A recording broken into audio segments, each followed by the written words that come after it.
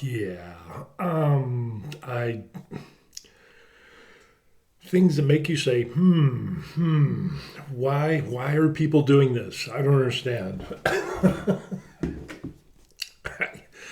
As you can tell from the title, I have actually, it should be, I have no idea. Let me fix that. I have no idea what I'm doing.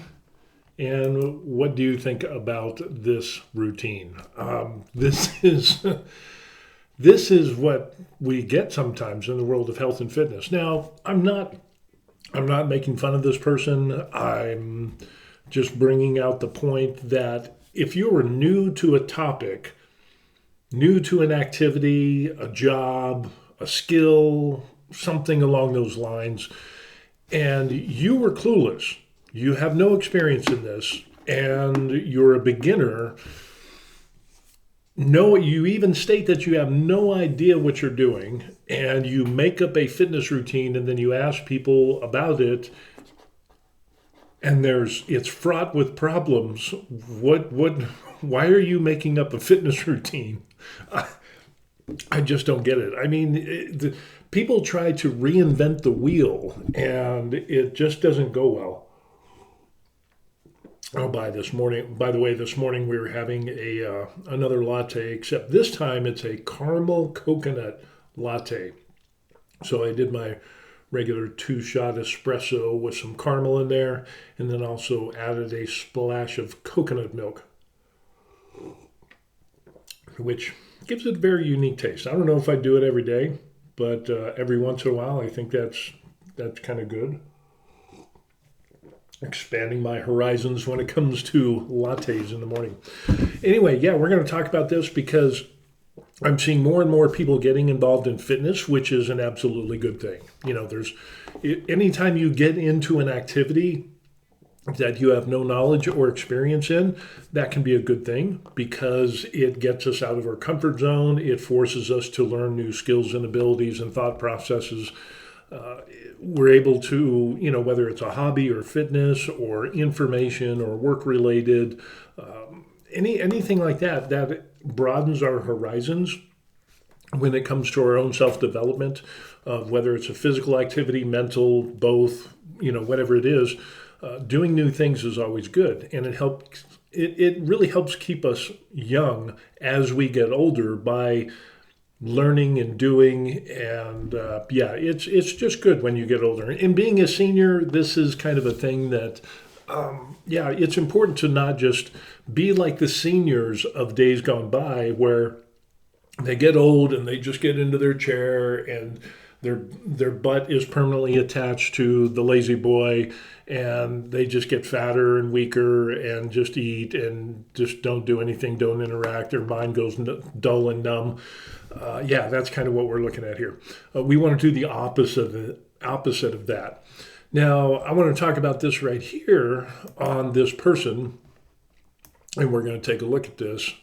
And let me see if I can make this a little bit bigger. So we have this person here, Shay Lynn, and she says opinions on this workout routine for the gym. Okay, that's kind of a good thing. We can go ahead and do that. We can work with that. It says I want to lose stomach fat, tone up several places, and grow a booty. I know you supposedly can't target certain areas, which is why I need opinions, please. Thanks in advance. Also, any other tips you have. Editing to add that I'm a beginner. I have no idea what I'm doing. So we see the heart of this person is that they want to get in shape. They have some things that they want to do. We really don't know the overall goals. We don't know of whether this is just to, I want to lose body fat and tone up, which really isn't a thing. Basically, you just want to lose some body fat and, get some junk in the trunk that's muscle that, I mean, that's a thing. But other than that, we don't know if this is a permanent type of situation that you want to be in, or if you're just doing this to get ready for the summer and then you're going to let yourself go. I would highly advise people that if you're going to do health and fitness, it has to be a combination of nutrition, exercise, recovery, and with that, it should be sustainable over the long period of time because that's going to give you the best results. What we end up seeing from studies in tons of people that were overweight or obese, that they lost weight, they did a program or whatever, and then they got off it because they wanted a temporary solution to a long-term problem. And then when they got off their program, their routine or their nutrition plan where they lost the weight, they went back to their pre-exercise weight and even gained more. And we see studies where it talks about that, where people that go on fad diets will lose weight, and then as soon as they go back to their regular lifestyle pre-exercise, they gain that weight back because it's a flawed nutrition plan. You're eating way too many calories than what you're expending, and that results in the gaining of body fat. So, but the thing that gets me is that this person says, I'm a beginner and I have no idea what I'm doing. And so they have a routine here, and we see on Monday they want to do a full body exercise, followed by Tuesday of back, biceps, abs, and cardio, Wednesday, legs and glutes, Thursday, chest and shoulders, triceps, cardio, Friday, rest, Saturday, legs and glutes, Sunday, abs and cardio. This is kind of a hot mess. And I don't understand why people who don't know about health and fitness and nutrition and exercise and weight training and recovery, you say you're a beginner, you have no idea what I'm doing, but yet I'm going to make a workout routine. What do you think? Anytime I have seen this, and I've seen this a lot recently, and unfortunately, it always turns out to be a hot mess, because basically you're saying that you don't know about health and fitness and exercise, you don't know about muscle protein synthesis, you don't know about recovery times. There's a whole lot that you don't know, and yet you're going to make a workout routine. So we're going to kind of dissect this a little bit. Now, obviously 1, 2, 3, 4, 5, 6, 7 days a week of exercise, probably not a good idea, because you're going to need some more rest time. And immediately what we end up seeing is Monday, you're going to do a full body exercise. So we're talking everything from head to toe. That can be problematic because the very next day you're doing back, bicep, abs, and cardio. So there's no rest time between there. You can do well with an exercise program if you want to lose body fat and tone up. In other words, just lose body fat. You can actually lose body fat and gain muscle at the same time. But you need to have appropriate rest periods. So for some people, and the range varies. It varies depending on the individual, the experience of that person. It also, the nutrition component comes into play in recovery. You can work out every day of the week, and if you're an experienced lifter and you have good nutrition, and how your routine is organized can give you that rest period that you need between those muscle groups, and you can work out 6-7 days a week. I wouldn't recommend 7 days a week as a new person. I would recommend maybe 3 to 5. But with that being said, the rest periods between Monday and Tuesday isn't conducive to good muscle growth, because you're going to get some muscle growth, you're going to get some strength gains, you're going to lose some body fats. Granted, you're in a calorie deficit. But yeah, I would look to have, as a beginner, anywhere from 24 to 48, even 72 hours between each workout. So that way you can get really fully recovered. And then as you continue on, do like 8 or 12 weeks of a workout, and then kind of adjust from there. Going back to back from full body to back, biceps, abs, and cardio isn't really going to do anything. Except overtrain. You're not giving your body enough time to recover. Now, what we end up seeing between Tuesday and Wednesday, you've got a day off basically. Then Thursday you do chest, shoulders, triceps, and cardio. Then Friday you have rest, and then you do legs, glutes, and then Sunday abs and cardio. Really, there's no need to reinvent the wheel. What you need to look at what you want to accomplish. What are your goals? And are these goals long-term? In other words, are you going to make a lifestyle change for longevity? In other words, we're not just losing body fat because spring break is coming up. We don't want to look good for our 10-year reunion, high school reunion, or whatever it is. It's not a temporary fad diet. We want something that is sustainable for the long term. At least that's what I highly suggest. So with that being said, there's a lot of already available routines online for free. And it's hard because there are people who get into health and fitness, join the gym, and they're in it for a month, 2 months, 6 months, even a year, who have no clue what they're doing and are making up routines, which is clearly evident by those of us who have been in the game for quite some time and read studies, read reports, and do all that stuff. We continue our education when it comes to weight resistance training and exercise and recovery. So again, there's a lot of free information, but you got to take it with a grain of salt. But if you look for a beginner weight training routine for X amount of days a week, and I would recommend 3 days a week to start out with, or a push-pull leg with just Google that and you'll find it, beginner push-pull leg routine 3 days a week or 4 days a week or whatever, 3 days a week. And then you have those appropriate rest periods in between, and then you just lather, rinse, and repeat. That will give you the best bang for your buck as a new person. Also, as a new person, I would highly recommend getting an app, kind of like JFit. JFit has a paid and free version, and with that free version, you can track your one rep max. You can also have a routine. They have tons of routines there on JFit that are beginner push-pull leg, bro split. Even a bro split program would be good. You could do a full body workout 3 days a week and then have, of course, you don't want to have them back to back, but have enough rest period between those full body workouts. Maybe have 1 or 2 rest days in between each workout, and you'll be totally fine. And then maybe on a couple days a week, then what you would end up doing is cardio. Now, I've seen, like in this post, I've seen people say, oh, you don't want to do cardio every day. Oh, you don't want to do this every day. Oh, you want to do abs every day. And we're going to look at some crazy, crazy responses. Again, clueless people, it's like the blind leading the blind. Obviously, there's people out there who have been exercising for a long time that have no clue when it comes to how the human body works, muscle protein synthesis or recovery, or just in general, how things work. It's and you'll have people that are top contributors that are giving some awful, awful advice. So just because somebody is a top contributor, it doesn't mean that they know what they're talking about. It just means that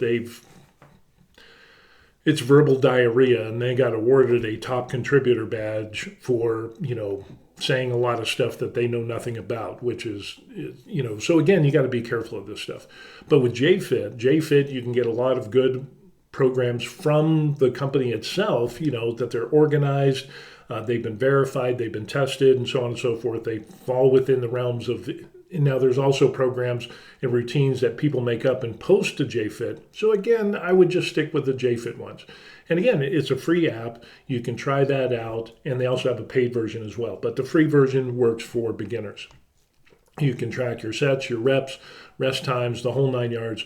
And this brings us into the exercises or the workout routine yourself.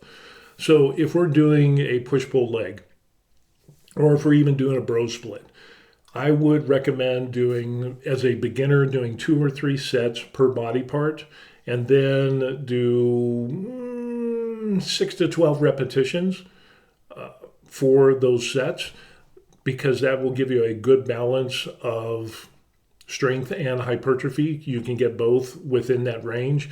And I would work out at 70% of your 1 rep max. So in other words, if you can lift 100 pounds one time doing a barbell curl, then take 70% of that, and that's what you're going to use for your normal workout. You might even go down to 50 or 60%. Now, the importance of doing the exercise correctly and doing the form in the way it should be done is vitally important. That's probably more important than having a mass amount of weight and not doing the exercise correctly. In other words, having bad form. So look into that as well.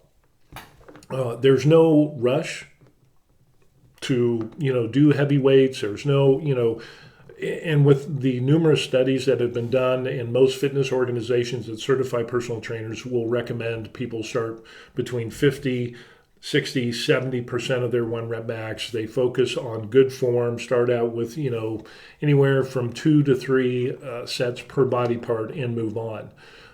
You can do lower weight with some higher repetitions, so like with 12 repetitions, so that you can focus on form, so you can focus on muscle contraction. And you don't have to go 100% all in like Hulk Hogan or Randy the Macho Man Savage and all that stuff and put everything into it, because you're going to get DOMS, the delayed onset muscle soreness. And if you've ever had those in spades, it can totally deter you from working out, because it's a negative response. You're going to get sore to some degree. You just can't get around that. But what you can do is you can lower the weight, and that will minimize that muscle soreness, so it's not so much of a distraction. As I'm older, 58 this year, when I got back into exercising, I realized that I don't need to go hard and heavy right out the gate. It's what we're looking at is consistency over a long period of time as a behavioral lifestyle change. And with that, what we'll end up seeing is that you start out with lower weights, and let's say you do 10 or 12 repetitions per set. Do 2 or 3 sets per body part, and studies show that you will get more hypertrophy, that you will get more strength gains, around 40 to 46%, somewhere within that range for both of those, if you do 2 or 3 sets versus 1 set. And again, we don't want to overload the system. You're a beginning lifter, so take that into consideration. And again, work with, 6 to 12 repetitions. You could do 10 reps with lighter weight. Make sure that you get the correct form. The big thing that we end up seeing here is it's just kind of a hot mess. Now, you have 7 days a week, but it doesn't mean that you have to work out 7 days a week. If you do push-pull leg, you could do like all your pushing exercises on Monday, take Tuesday off, do your pull exercises on Wednesday, take a day off, and then do your leg exercises, and then you could have the weekend off. The biggest component of this is going to be, besides your exercise, is going to be the nutrition. The hardest part, I think, for everybody is nutrition. Going to the gym and getting into the routine and doing the exercises and all that stuff, that is generally easy for the majority of people to do. Now, people still have problems going to the gym. They're not motivated, blah, blah, blah. Been there, done that. But the hardest thing is nutrition. And when people contact me and they say, hey, I'm trying to lose body fat, I'm trying to gain muscle, I'm trying to do this, but I fall off the horse and whatever, usually what I find is they're going to the gym isn't the problem. The problem is on the nutrition side of the house. Well, I've been working out and I can't lose weight, or I stopped losing weight. And it's like, yeah, there's a reason. You're in a calorie surplus, and that has stalled your weight loss. So in other words, you're eating more than what you should, when you should actually be in a deficit to lose body fat. And you can figure this out by using a caloric calculator. And then you can also use a macro calculator to show what your daily goals are. So in other words, let's say you type in your age, your weight, your height, your activity level, and all that, and it comes up. Again, it's an average. It's kind of a formula, so there will be some margin of error. But let's say it's supposed to be like 1,800 calories a day. And within that, you're going to have your macros of carbs, proteins, and fats. And generally what we end up seeing, the most used ratio is 40% carbs, 40% protein, and 20% fats. And then you organize your meals to meet those requirements, to meet those goals, your daily goals. And you should be in a calorie deficit if you're trying to lose body fat. Generally, it's going to be anywhere from 200 to 500, maybe even 600 calorie deficit. What we're looking for is a 1 to 2 pound a week weight loss, which is healthy if you have a well-rounded nutrition plan and you want to up your protein intake, because that's more satiating. That'll keep you full versus having a ton of carbs. And again, it all comes down to calories. If you're eating too many, you're going to get fat because your body can't use all of that energy. So it stores that energy and puts it off to the side, usually in places that we don't want it, for awaiting future use. But because we keep stuffing our pie hole with food, it keeps building up the body fat, and it takes years to get fat. So another thing that I end up seeing is that people get frustrated and they don't understand that it takes years to put the body fat on, it's going to take you some time to lose that body fat. And you have to be consistent in your workouts and most importantly in your nutrition and your recovery. So we're going to go down here. We're going to take a look at some of these comments here. As a beginner, do 2 days on, then 1 rest day, see what happens. Yeah, that's pretty good. Overtraining by a quick glance, yep. Looks like you're going to be double dipping with your workouts, full body, back bicep next day. Again, we're talking about that rest period between your workouts. You need to give 24, 48, even 72 hours between those muscles so that they can recover. When you work out and do back-to-back workouts on that muscle group, what you end up doing is robbing that recovery time that your body needs for muscle protein synthesis to repair the micromuscle tears in the muscles through the resistance training that you did and building new muscle fibers. It doesn't totally stop it, but it will inhibit that process and minimize the effectiveness of your workouts and gains. So, and then put a rest day after full body. I don't understand that at all. Why would you mix a full body workout with a push-pull leg type of workout? It makes absolutely no sense. So that doesn't even make sense. And she adds that I'm a beginner. I have no idea what I'm doing. And this person says, I'm the same. I go to the gym 6 days a week just to develop a routine and stay disciplined. Once I get used to it, I'll start rest days. For now, just making it in is a win. This is the type of mentality that we end up seeing. Is we need.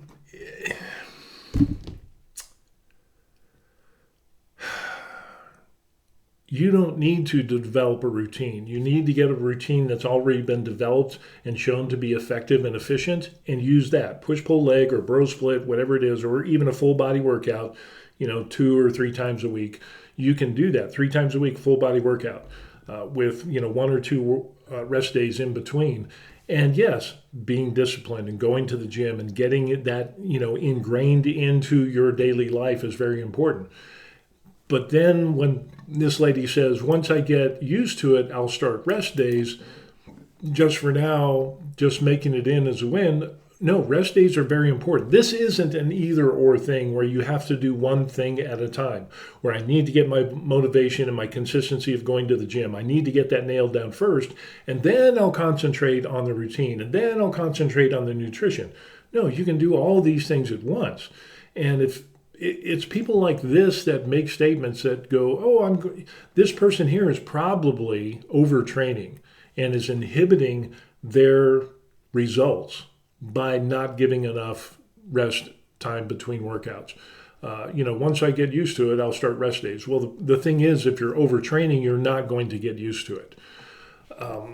It's just very, very problematic. Now, there's some very good information here. And then you have this person here, Anthony Fortes, that says, do abs every day, bro. It's the closest muscle to the digesting system, so it should heal faster.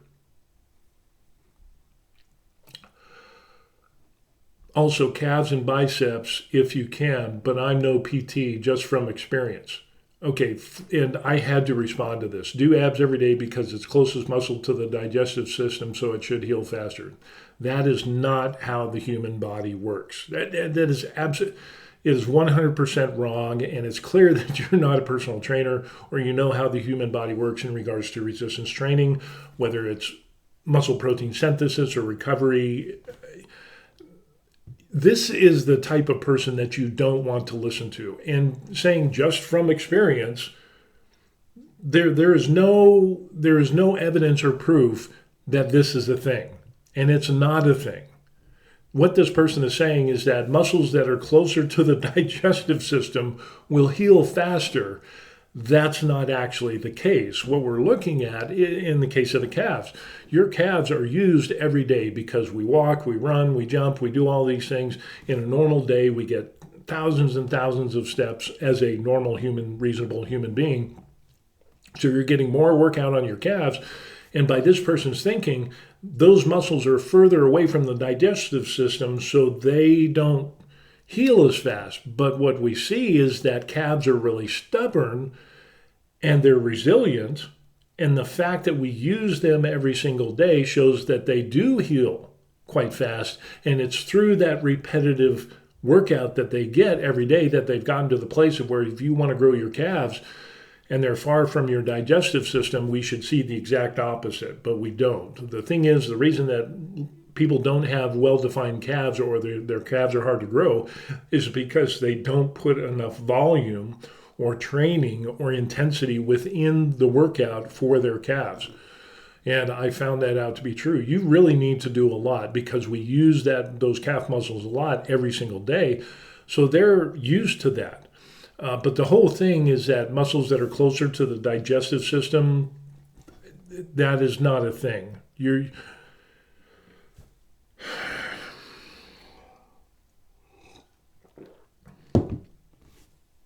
It's not a thing.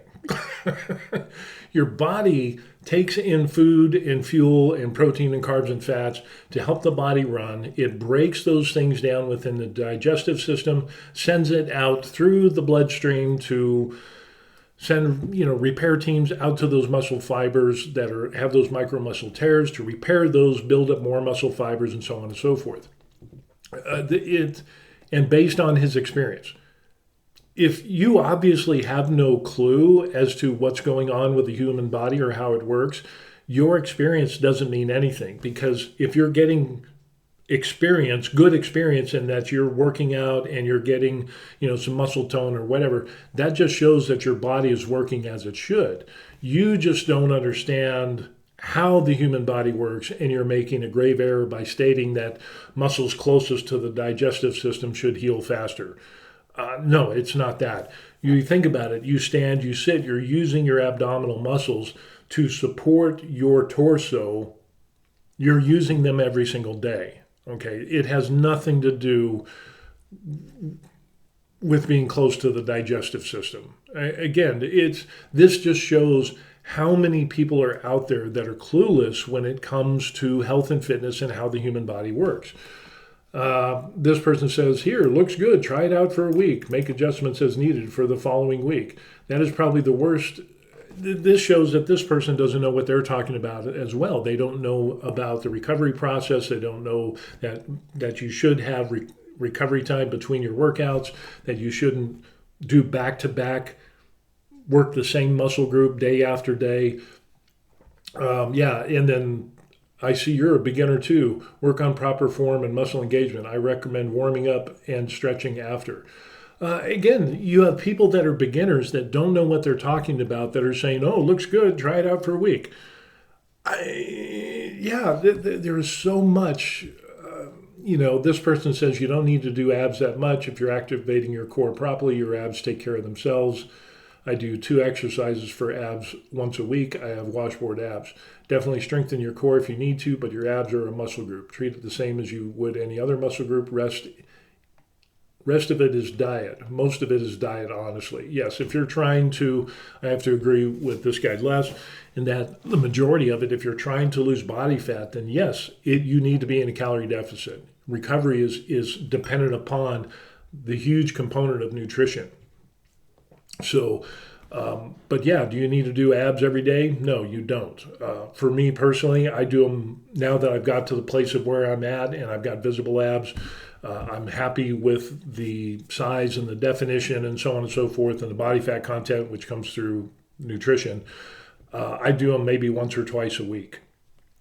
So once you get to a place of where you're happy with where you're at, you can just do a maintenance and do them once or twice a week. Again, your abs and your core, they hold your body up. So you can work your core and you can work on that to get better.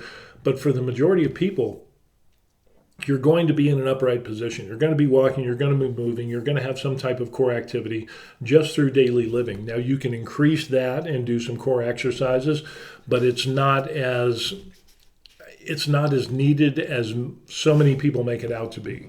I saw one person who said you got to do core exercises every single day. Now this was a shit influencer, fitness influencer, somebody who came up and said, hey, this is the routine you need to do, and it was fraught with all kinds of problems as well. And they were saying, oh, this is what you need to do core every single day. No, you don't. It's just, again, people who are beginners or novices or legends in their own minds based off of their experience instead of, facts, will make some crazy comments. This one says, as a beginner, stick to a full body every 72 hours. Okay, now we have the voice of reason. Do basics to build a foundation. Yep.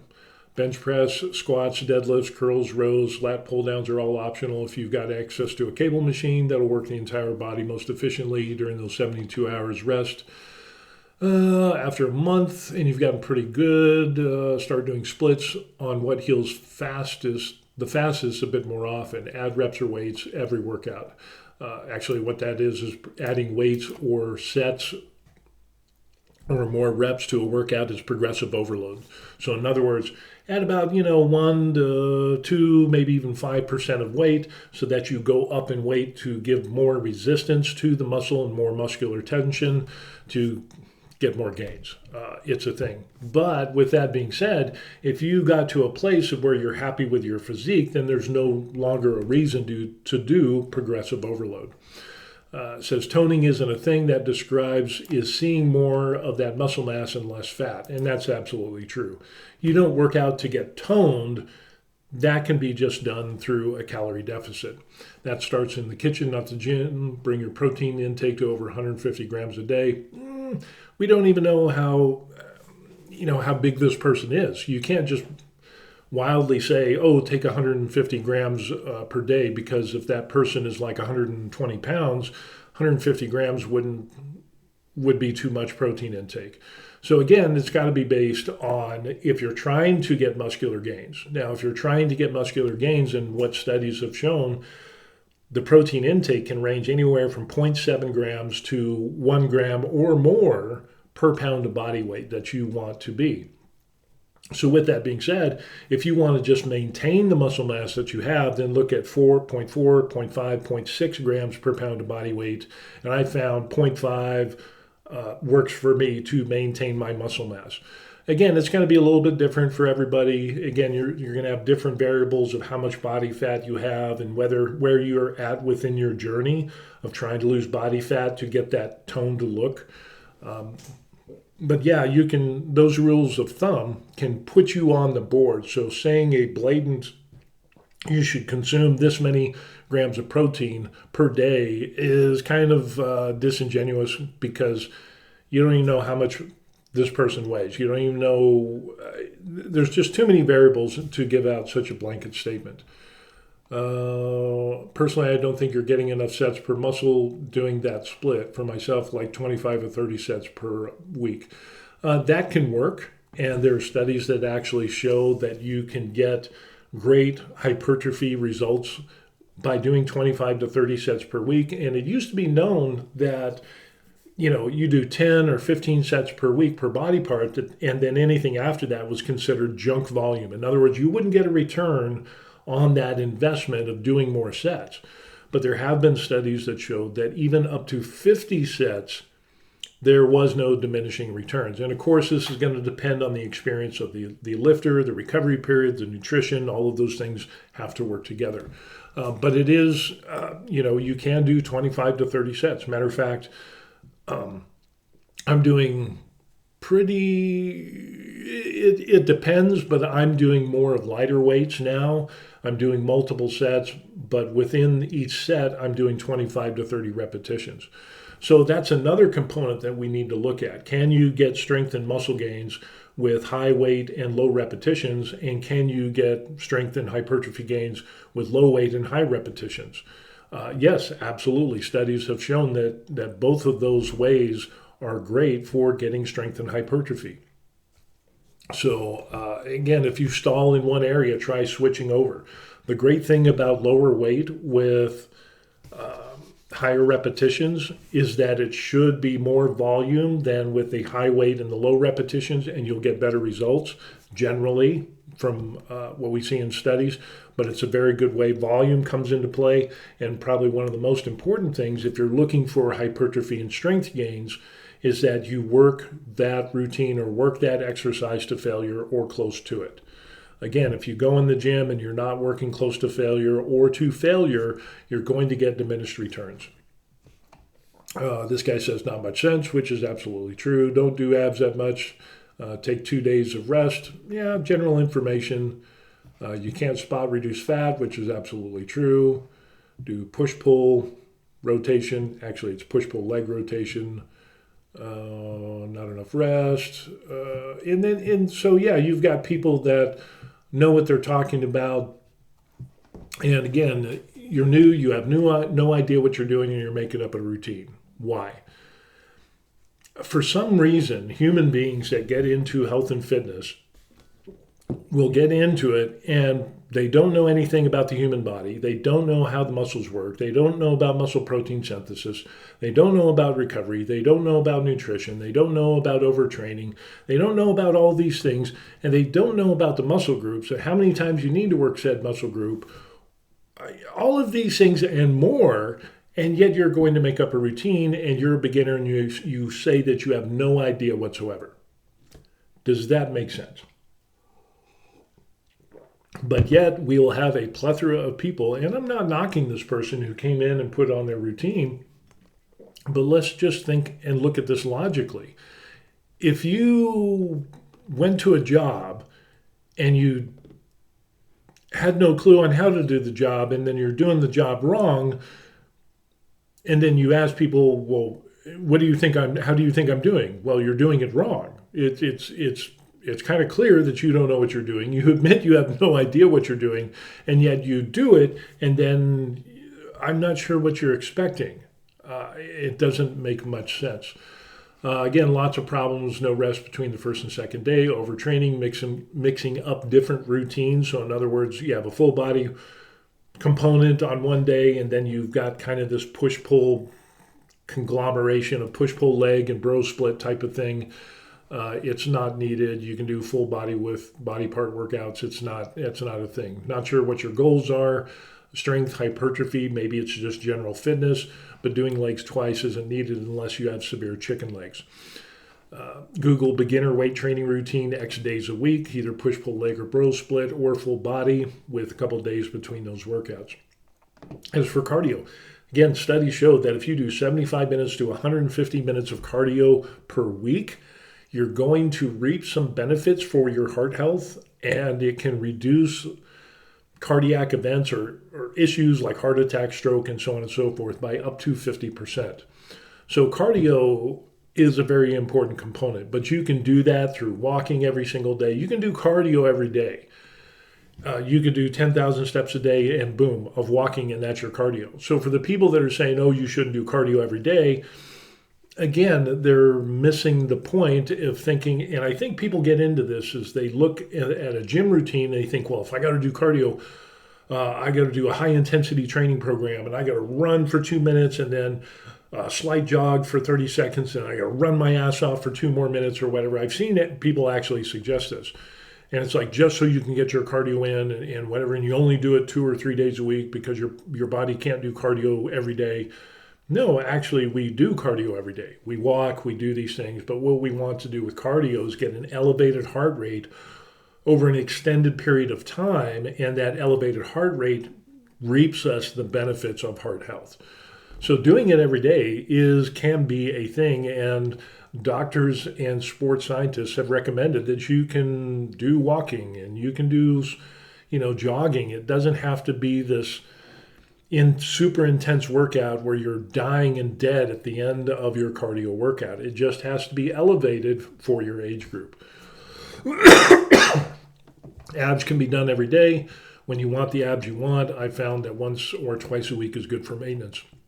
Again, it's interesting because we've sort of been bamboozled into thinking that, here's a 60 or a 90-day program to get the six-pack abs. Everybody has abs. It's just whether the insulation that is covering those abs is there or not. So again, the biggest thing would probably be doing and focusing on the nutritional component, because that's the hardest. Going to the gym is easy. Following a nutrition plan and working in a calorie deficit is the hard part. Doing legs twice a week is way too much. Again, it depends. But for a beginner, I wouldn't recommend doing legs twice a week. It's not that it's too much. It's just that the whole workout routine it doesn't make sense. It doesn't work in regards to how the body responds, overtraining, recovery, so on and so forth. If you had chicken legs, then, because of some thing that you went through, or maybe you were in a car accident. I was in a car accident, a helicopter crash.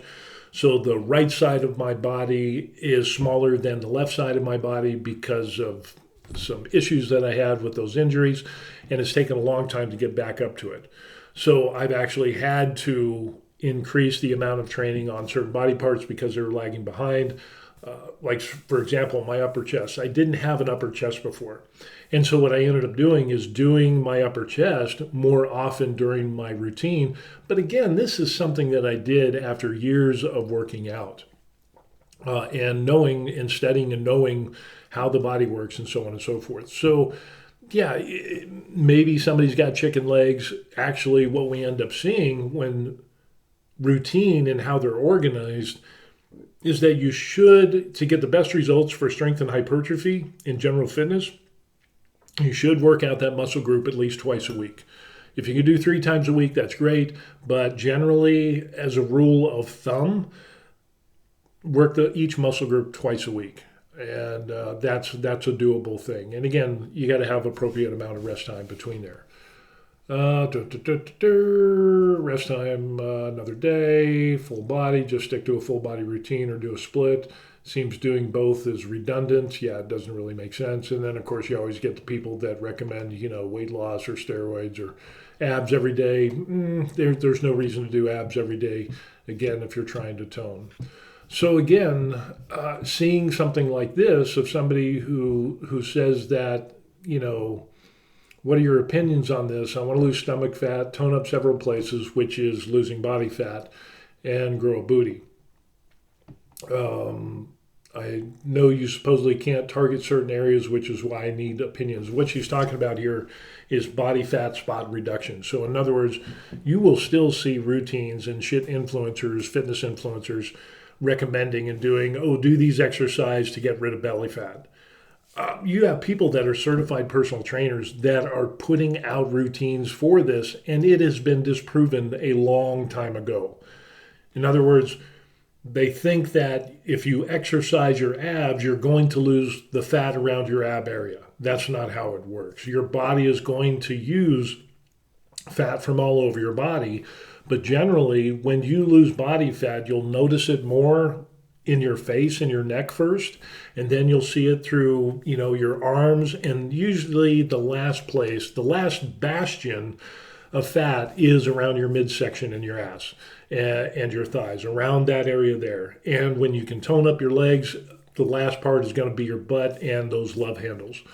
So thinking that there is a spot fat reduction, that would look really weird if you're just doing a bunch of exercises for your abs. Like one guy said, I did a video on him who said, in hopes that it will, you work your abs in hopes that it will melt away fat. That would look really weird if you had like a 6-pack of abs and then you had fat in your ass and legs and arms and, with the dangling fat underneath the arms and the jowls and all that stuff.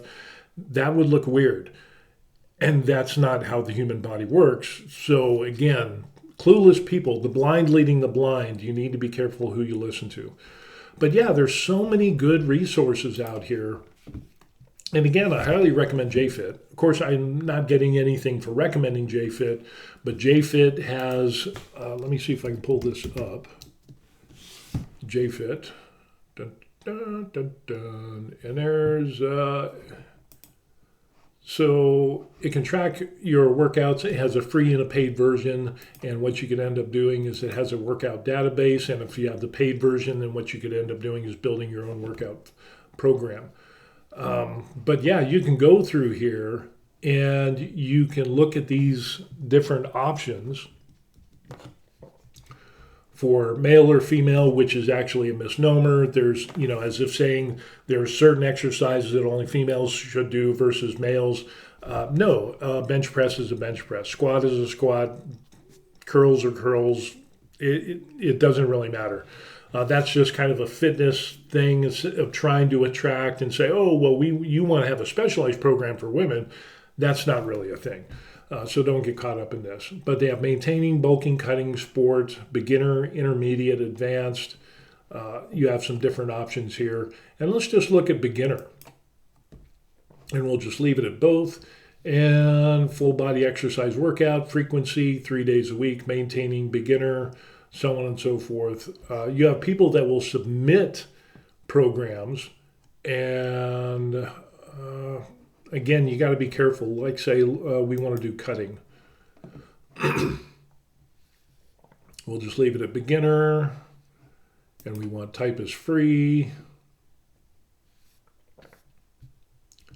5-day muscle mass split. You can have some, so there's a lot of routines, 3, 4, 5 days. And what you can end up doing is actually going to Google and say, JFit, and then put, 3-day, 4-day full body, 3-day full body workout routine or whatever.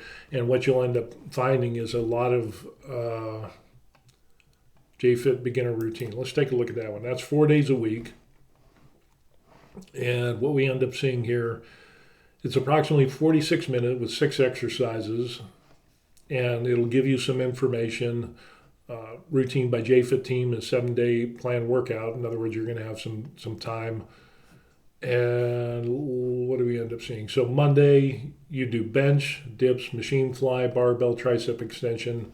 And then Tuesday, you're going to have a rest day. Wednesday, you're going to do back and biceps. Rest day. Shoulders and legs, abs on Saturday, and then another rest day. So again, what you're seeing is, again, barbell bench press, 2 sets, barbell incline, 3 sets, dips, because that can actually work your chest depending on how you lean into it and everything. Machine fly. Probably what I'd end up doing for a beginner would be 2 sets for these, and you can see they do about 10 or 12 repetitions. Again, I would start off with a lower weight, probably about 60 or 70% of your 1 rep max, and the JFit program will tell you what your max is. But I would definitely start out with lower weights, so that way you can get good form and you don't want to get overly sore, which will deter you from going to the gym on those following days. But yeah, you can find some very basic exercises and routines that could fit this quite well. And again, I would knock this down to 2 sets if you're totally brand new to working out. And then there's no mention of cardio in here, so you're going to have some deficiencies. So you could even do cardio on your off days if you wanted, if you have that time. You could also, there's nothing wrong with doing cardio after you do this workout, because again, cardio is not something that we're looking at as far as like, I'm going to run until I die and can't breathe and can't stand. No, we're not. We're just talking about an elevated heart rate so that you get 75 to 150 minutes a week. And again, that could be walking. It doesn't even have to be done in the gym.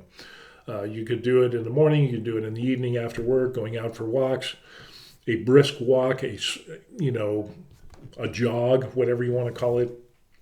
So there's lots of different things that you can end up seeing on JFit, and it works out pretty darn good. Let's look at the JFit Advanced routine. And again, we kind of have the same thing, except it adds some more exercises. So we got chest and abs, and then we have shoulders and abs the next day. So again, notice that we're doing chest, which is going to work your chest and your triceps, and you're going to do some abs. Tuesday, it goes to shoulders and abs. You can do abs every single day. Is it needed? I don't know. It depends. Shoulders, that works. Do abs. Next day, you got legs and abs. Boy, they really want you to do abs. So you could end up doing abs, legs and abs. Biceps, triceps, forearms, and abs. Again, notice that between the muscle groups, you're going to have enough recovery time. Then we go to back and abs. I don't know about this, because right here you have your biceps and your triceps. And when you're doing back, you're doing deadlifts, you're doing bent over rows, you're doing pulling motions to pull down for that back. So I'm not sure I would agree with this to do biceps, triceps, forearms, and abs, and then follow up by back and abs. Somebody's just got a hard on for abs here.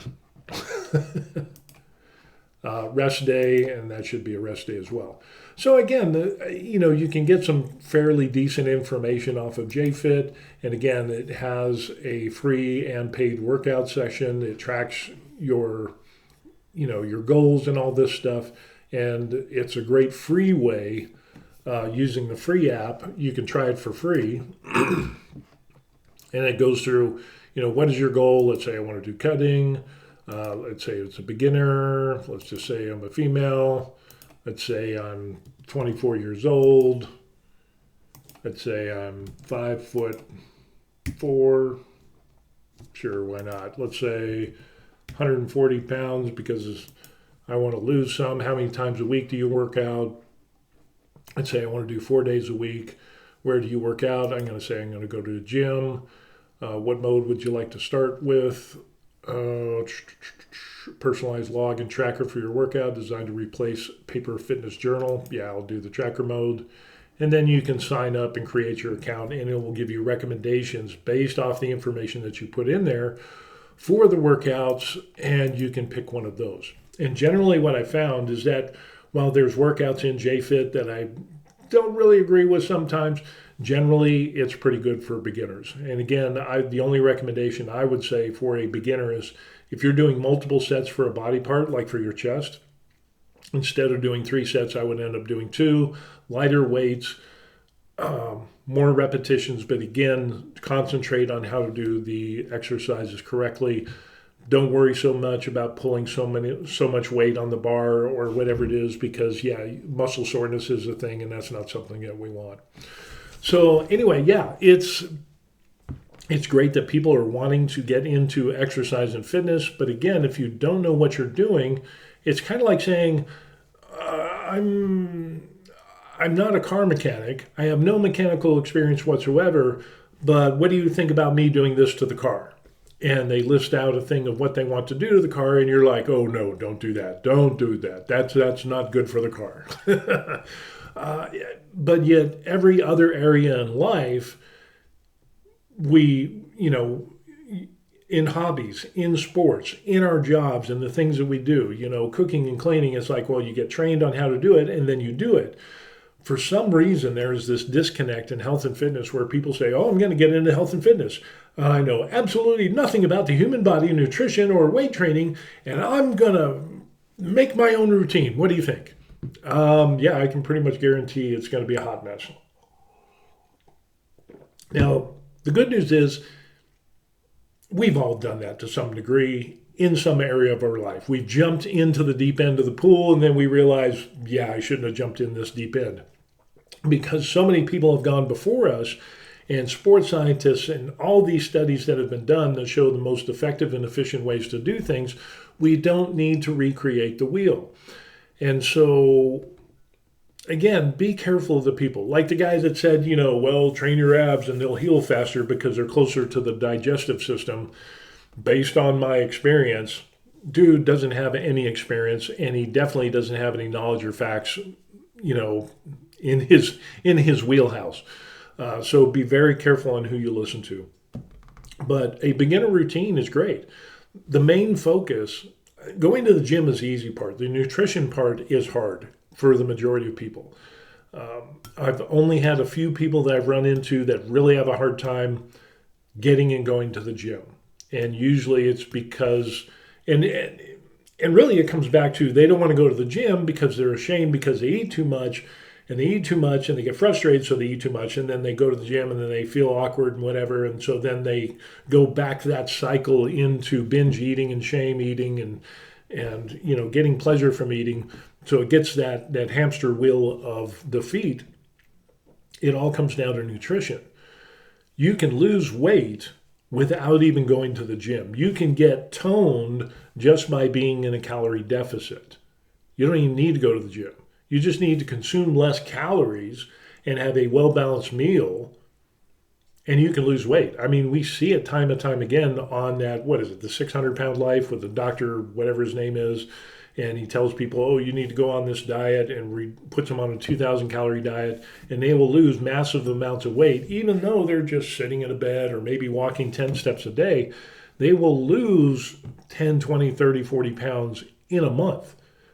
just by being in a calorie deficit. Now, the great thing about health and fitness is that when you're on a calorie deficit, we can use the synergy of exercise workout routines and combine that with the nutrition plan or a calorie deficit to even further our gains or for strength and hypertrophy, but also for fat loss by doing both of those things together. And then if we throw in the added component of cardio, 75 to 50, 150 minutes a week, then that's really good for heart health. And now we're getting our whole body involved into this. And it's really good for health and longevity. The things you need to be aware of are people that say some crazy ass shit and say, based on my experience. Yeah, that's a red flag right there. When somebody gives a blanket statement, when there's so many other variables involved, that's another red flag. When you have people that say, oh, you only need to do one set per body part a couple times a week for only 20 or 30 minutes, that's a warning that that's BS. They don't understand how the human body works, especially when there's studies showing, when they claim superiority in strength and hypertrophy, and yet there's multiple studies and meta-analysis showing that multiple sets outperform single sets, 40 to 46%. And they have zero studies supporting what they are claiming. So again, the whole reason that they're giving this hype of saying, one set per body part, only 2 times a week, full body exercise twice a week for 20 or 30 minutes will give you all the hypertrophy and strength gains that you need, is kind of like akin to taking a spoonful of water and pouring it into a swimming pool and saying, see, we filled the pool. You put water in the pool, but it's not the most effective and efficient way to do that. Multiple sets are better. Now, the reason that they don't want to do multiple sets, even just doing 2 or 3 sets versus 1 set per body part, is because it ruins the hype that their system is quick, fast, and easy and gives superior results.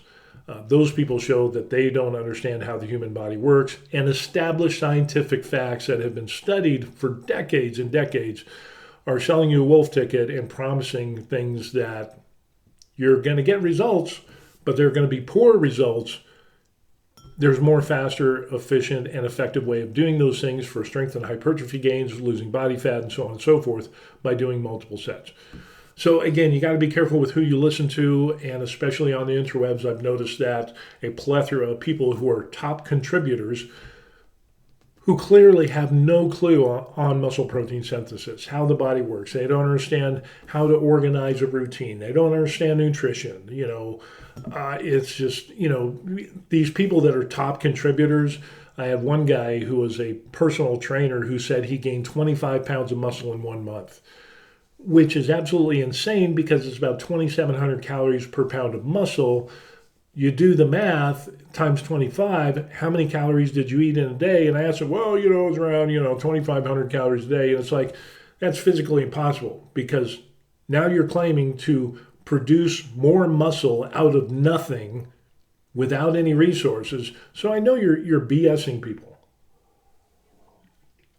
But they're selling a program, and when you make that claim that, I gained 25 pounds of muscle in 1 month, it sounds really good because people want it to be quick, fast, and easy. But they have to realize it took years to put that body fat on. It's going to take some time to get it off. And it just depends on how dedicated you are to your nutrition plan. There's a number of people out there that lost 100, 125, 150 pounds or more in a year. But they were highly dedicated to their nutrition plan, most importantly. Second, they were dedicated to going to the gym in a well-organized and effective workout routine program. They didn't make shit up on their own. They hired a personal trainer. And again, just because somebody's a personal trainer does not mean that they are good or qualified.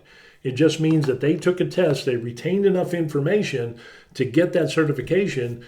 And if there's tons of them out there that don't use the information that they learned, they just kind of set that aside and they're trying to sell wolf tickets to quick, fast, and easy so they can make a quick, fast, and easy buck. So we'll just leave it at that. So anyway, it's a good thing that people are getting into health and fitness, especially if you are a senior. And I highly recommend people that are not seniors, the younger people, the people that are in their 40s and their 30s and their 20s, Get into health and fitness and make it a long-term priority in your life. And your older self will thank you. It will. It definitely will. So anyway, that's the video for today. I just wanted to address that and point out some things. And congratulations to the lady that is getting back into it. You know, we all get excited. We all get enthusiastic about, oh, I made up this routine. What do you think? It shows that they have zeal. They have motivation. And they want to jump into this, but they don't know. And so they're just kind of like, they're just throwing stuff and they don't have a target in which to shoot at. Because if you don't know what you don't know, you put up stuff that is obviously you don't know. And it's really evident. It just is. So anyway, yeah, that's the thing. And be careful who you listen to and look at just general Barney basic stuff. You can find some routines. Don't get caught up in the hype of quick fast and in a hurry and this is better than that, or keto diet is better than the low carb, or this diet or that diet is more superior. There was actually some studies done. There was one study where they took 40 different diets, and these sports scientists and nutritionists wanted to find out which was the most effective, or if any was more effective than the others significantly. And what they found with those 40 different diets is that none of them were significantly better for weight loss. That they all around the same thing. So in other words, it came down to personal preference. So if you end up on a low carb diet and that just clicks for you and it works, that doesn't mean it's the best diet. It just means that it's the one that clicked for you and that resonates with you and you use it. It could be totally that somebody wants to do keto, or somebody wants to do, a high protein, low carb, or high carb, or, high fat, low fat, whatever, keto, Jenny Craig diet or whatever. That works for them as long as that diet follows the rules of, say, I want to lose body fat. You follow that diet and it clicks and you feel good and it resonates with you and it's like, hey, and you get those results, then drive on with that. But don't make the claim that that is the only way, or that offers significantly better results than other diets, because the study showed that that wasn't the case. There was no diet that was significantly better than any of the others. So really it comes down to personal preference and using that tool in your toolbox to meet your goals. And it comes around personal preference. And one last rant before I get off on this is that I've seen people come to me and they say, hey, I'm trying to get in shape, I'm trying to lose body fat and all this. And I had a personal trainer, he had me eating rice, chicken, and broccoli, basically the same meals for every meal. And I just didn't like it. And I just, I quit going to the gym because I kept failing. And it's like, well, yeah, of course you're failing because you're eating foods that you don't enjoy. If you hate rice, broccoli, and chicken, guess what? That's negative reinforcement for your fitness journey. That's going to be against you. So whenever you have a nutrition plan, it should be foods that you enjoy eating, as long as it's a well balance between the carbs, the protein, and the fats within the proper ratio, about 40-40-20. 20% fats and then, protein and carbs at 40. And if you enjoy the foods that you eat, that is positive reinforcement. And as long as you meet your daily caloric and macro goals, whether it's for cutting or bulking or maintaining, that is going to be the positive reinforcement, which helps you stay on this journey and not get off the path and fail. So yeah, take that into consideration as well. Alrighty, with that being said, what crazy stuff have you heard fitness influencers talk about?